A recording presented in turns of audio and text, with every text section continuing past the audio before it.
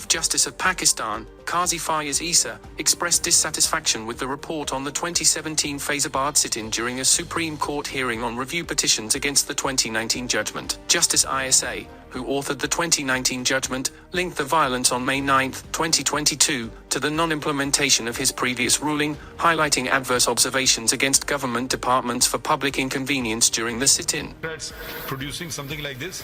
They will have to defend it. I don't know what they've come up with.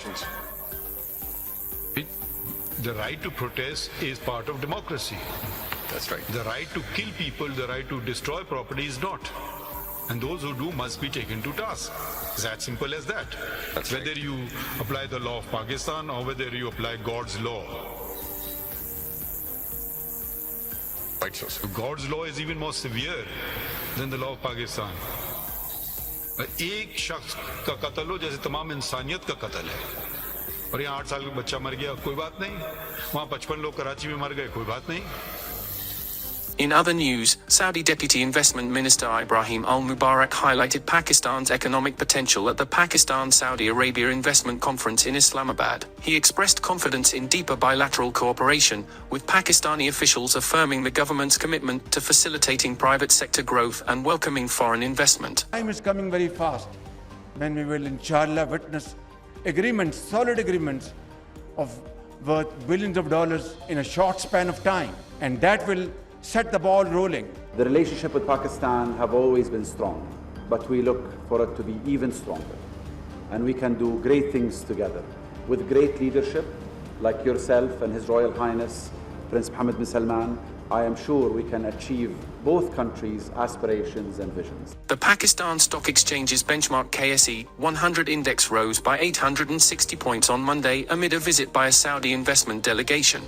According to the PSX website, the KSE 100 index gained 862.15 points, or 1.2%, to close at 72,764.24 from the previous close of 71,902.09. The index has surged 73.4 PC over the past year and is up 12.9 PC year to date. Meanwhile, the Supreme Court suspended the Peshawar High Court's verdict denying reserved seats for women and minorities to the Sunni Ittihad Council, now home to PTI lawmakers-elect. The court accepted the 6th appeal for hearing, suspending PHC and ECP decisions regarding the allocation of remaining reserved seats.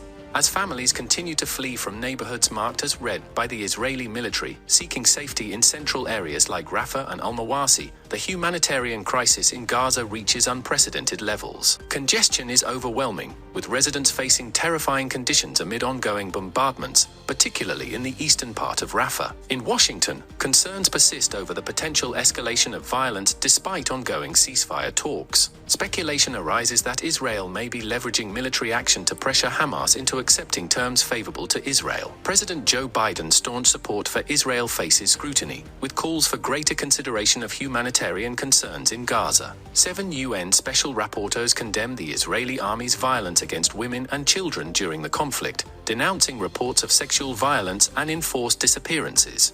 The statement pointed to continued reports of sexual assault and violence against women and girls, including against those detained by Israeli occupation forces, and also cited UN reports saying women and girls in Gaza were victims of enforced disappearances. Special rapporteurs are independent experts appointed by the UN Human Rights Council. They do not speak on behalf of the UN. Israel's mission in Geneva disputes these claims, accusing the rapporteurs of ignoring Hamas's alleged use of civilians as human shields. Oxfam's Middle East director, 𝐶𝐬𝐬 𝐃𝐚𝐰𝐬, condemned Israel's disregard for civilian safety, asserting that claims of safe evacuation routes lack credibility after repeated attacks on civilians and aid workers. 𝐃𝐚𝐰𝐬 urged powerful nations to intervene and secure an immediate ceasefire to prevent further loss of life and facilitate aid access.